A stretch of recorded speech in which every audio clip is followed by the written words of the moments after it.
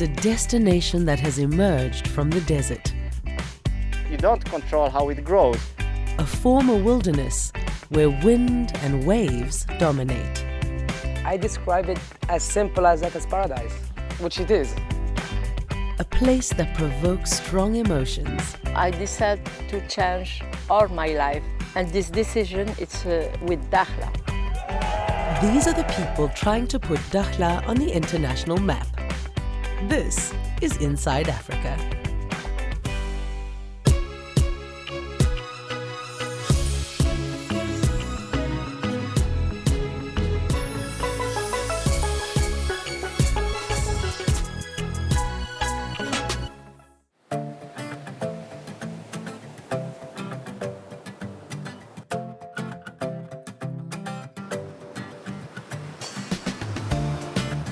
It is quite a spectacle.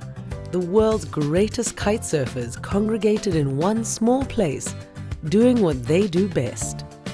At the end of September, kite surfing champions from around the globe gather here in Dakhla for a World Cup event. Competitors like Moroccan rider Munaim Maji. Yeah, there are some amazing conditions here that make it easy for the riders, like all the best riders in this event. It feels so good for me because I've been riding with them last year in the world tour. I'm so happy to meet them. So this sport made this city really, really famous in the world because of the good condition it has, like good wind, ocean and lagoon. It's good for beginners, for professionals. It is getting more famous. Situated on the northwest coast of Africa, in a disputed territory which Moroccan authorities describe as the southern provinces, and is also claimed by the Saharan Arab Democratic Republic, Dakhla has been a must-visit destination for die-hard kiters for decades. But until recently, its beauty and near-perfect conditions for the sport were a well-kept secret. This woman is among a group of highly motivated individuals who have decided that it's now time to let the rest of the world into the secret. Laila Oachi organizes the kitesurfing competition. She first visited Dakhla more than 15 years ago. It had an immediate and lasting impact. I feel something. I can't reveal what I feel, but there is my contact with Dakhla, and it was very, very, very, very expressive contact with the happiness. When you come and you discover, you feel very free, you feel relaxing, you feel there is fusion with the nature.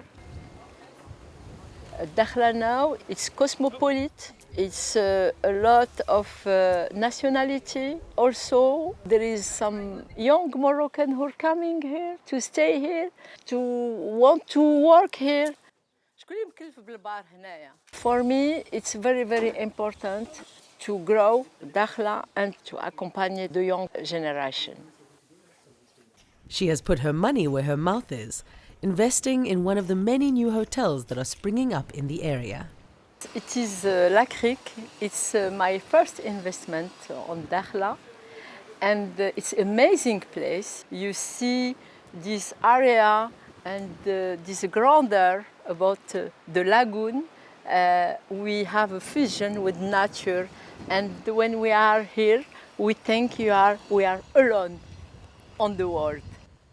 In the last few years, her mission to promote Dakhla has been aided by a new breed of bright young things. Muanir Houari comes from an investment banking and corporate finance background.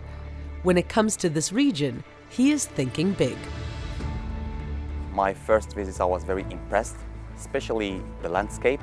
There is a mix between desert and the sea, and also I was impressed by the culture of the local population.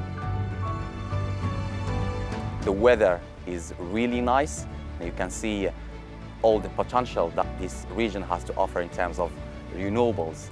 And what I also liked is the development that is taking place, especially, for example, in the tourism sector, where the hotels are eco-friendly. They are not that big like the ones we are used to see in other cities, and very strong potential in terms of economic development. So many tourists, they came to do kite surfing or to visit the region, and then they become investors after foreseeing the potential this region has to offer. As he takes us on a short drive, everywhere you look, there is evidence of the development he's talking about. The new development in terms of real estate, infrastructure, healthcare infrastructure, and educational infrastructure is going to take part in this area. This is one of the first tomato farms, and all the production is exported to Europe. And now, thanks to this new desalination plant that is going to be built, and it's going to be one of the first desalination plant powered by wind farm. So all the investments are directed toward these 5,000 hectares that is going to be ready in the next 3 years. And as he outlines his hopes and dreams for the area, if you pause for a second to admire the scenery, there are constant reminders of what first attracted visitors to the area.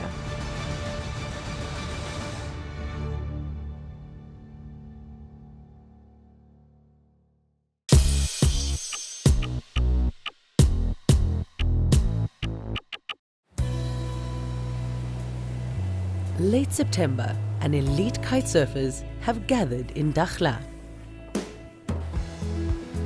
Sport has often been used to make the unfamiliar seem more commonplace. Sport is part of the daily diet of many people, so it is fairly easy to use sport to appeal to wider target groups and audience.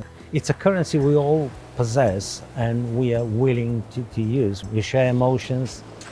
This is how we forge our identities. This area has hosted kite surfing competitions since 2009. It was part of a strategy conceived by Laila Ouachi, who wants to put the place on the map.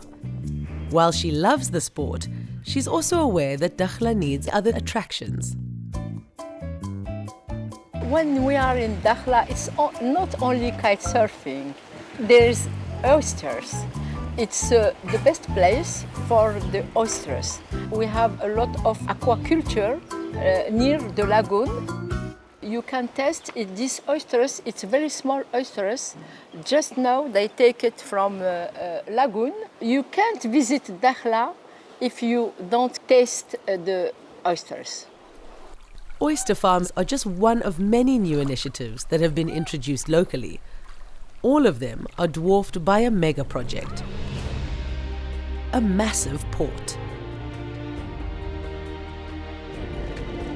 We're now heading to the construction site of the new Atlantic port. The works have already started a couple of months ago, and the time frame for the port to be completed is 7 years.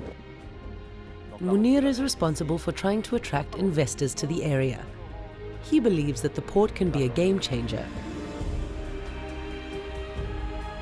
It's a very big project. It's a project, a part of the new development model for the southern provinces.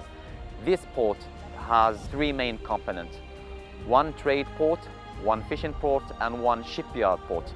And the total port capacity is more than 35 million tons.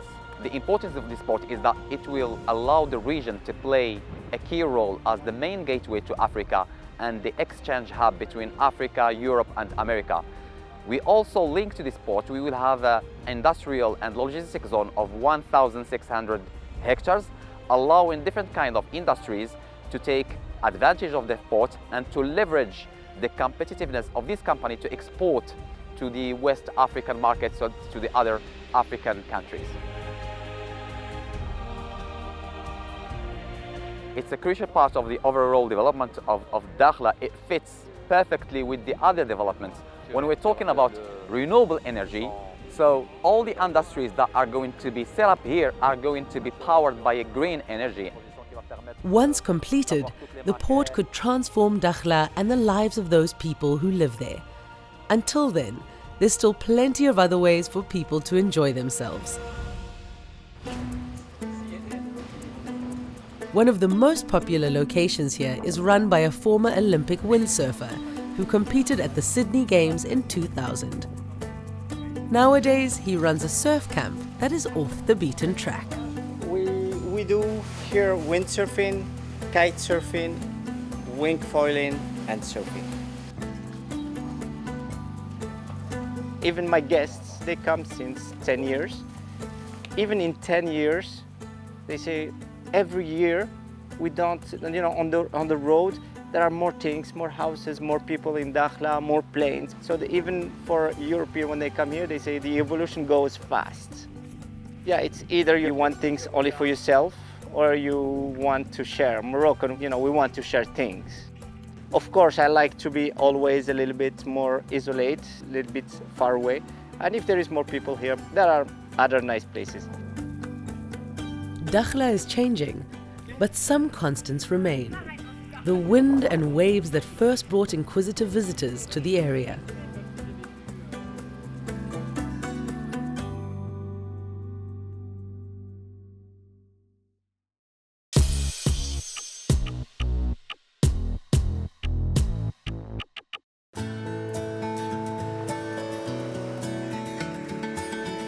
This kitesurfing World Cup event in Dakhla attracts competitors from around the world. It's great to be here. First time I was here in 2014. This hotel here wasn't built. So it was a lot more desert, and over the years you can see that it's been growing and growing.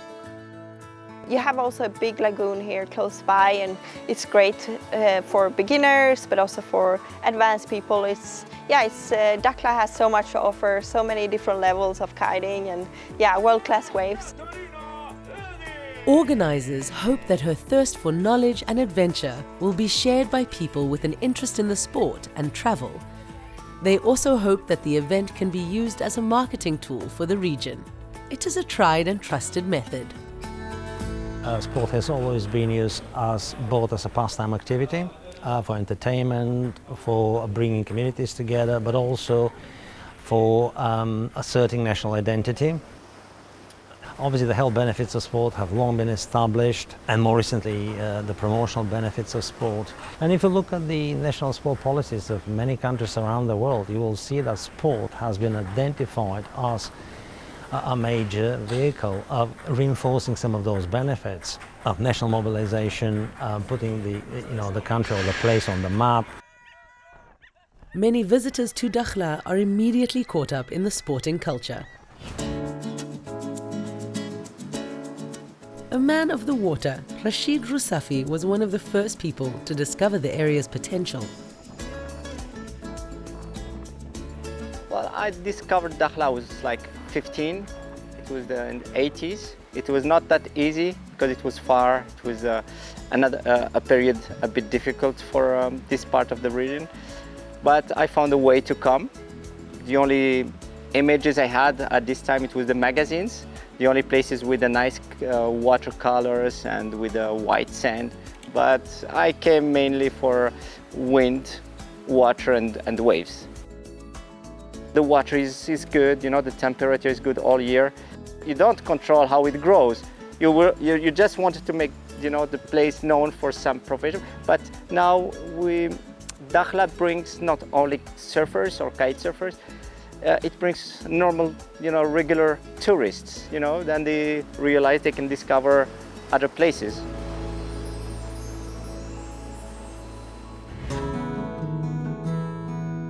Preserving the natural beauty of the area is something that local people have invested a lot of time and energy in. Hamid Busta is a former professional kitesurfer.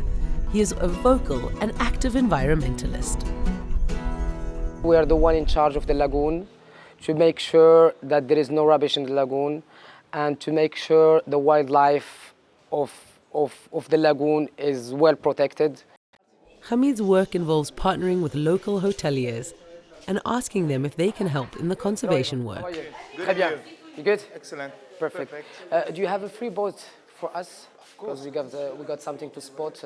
On normal day for us, without any surprises, is that we go, we check on the Dragon Island if there is trash. So if there is trash, so we move all the trash. We try to do, if it's a lot, then we call for help from the other hotels. So make them also involved and aware and organize kind of little event where all the hotels, they come together. We also try to make the people aware of what they are doing when they throw a trash in the sea.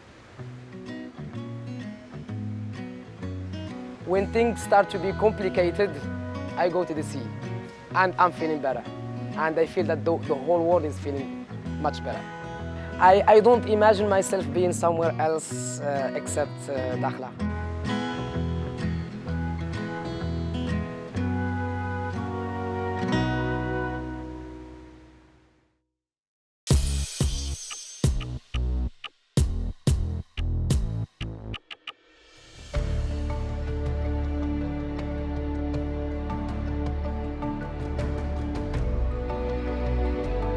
In many ways, this hotel kick-started modern-day Dakhla.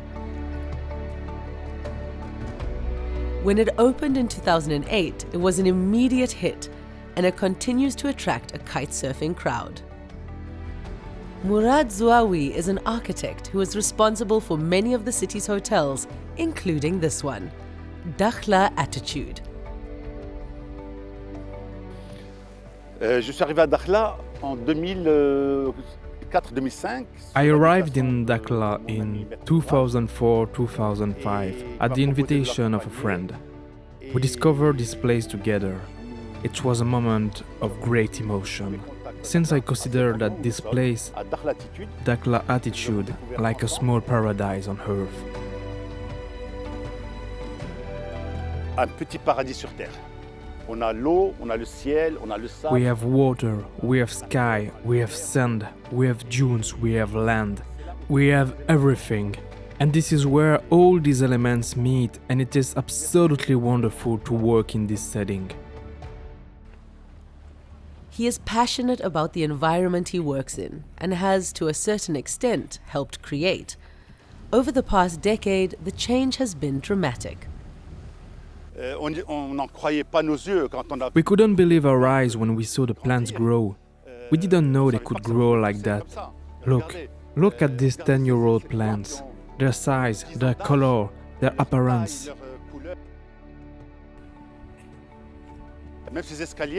There, you see those stairs? They look a little rustic. This design helps it to integrate into the environment. It would have been unsuitable to build reinforced concrete stairs. And here, we use string, rope, wood, completely natural things. Making the most of the natural beauty of the area was always central to his thinking. And there, we see a place where life continues to grow. We have crabs, we have birds, we have a certain number of insects. All this has returned because we have been careful to respect the nature, to respect the environment. While the pace of change in Dakhla is fast, there are people committed to making sure that it happens in harmony with the environment. I describe it as simple as that, as paradise, which it is. You know, it's the sense of freedom, the sense of emptiness. You know, it's a desert. And when I get angry or I get mad or frustrated, all it takes me just like 5 minutes drive, and then I'm alone by myself. For him, one day in particular stands out. It's when everyone came together to rescue a sea turtle that had become stranded in the sand. The turtle was 300 kilo. And she was huge, and we couldn't even carry her. So the idea we said let's try to carry her in a stand-up paddleboard. So we sent the tractor back, And we made sure that the turtle stays hydrated with throwing, like making holes in the sand. We carried her into the paddleboard, and then we had to strap her, like to don't like this doesn't fall. And then we carried her till the sea, 6 miles. And that moment, it showed me, it's a moment for me of humanity, where everybody came together. She was eventually released safely back into the sea. The experience remains an inspirational one. It kind of gave us the power and the energy to do more and to improve ourselves, because we could be better. You know, now there is technology, there is a lot of things which could save us time and work. I do believe that we're gonna arrive there one day.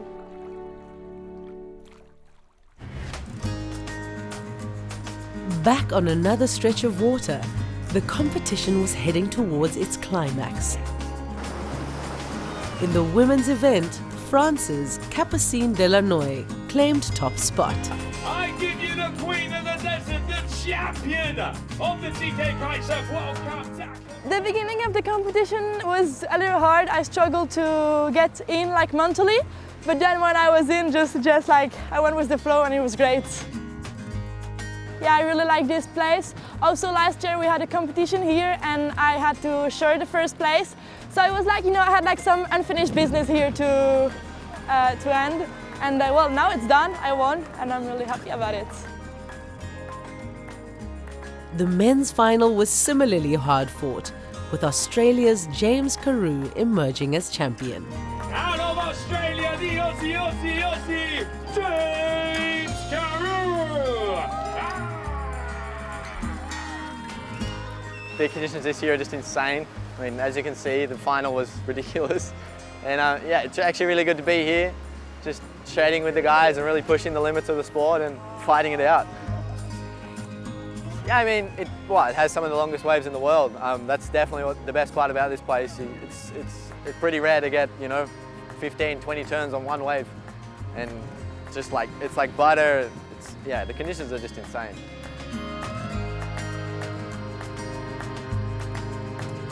For a talented few, kitesurfing provides a means to live a full and varied life. For thousands of others, it is a passion that brings huge pleasure. In Dakhla, it might turn out to be the spark that created a whole new city.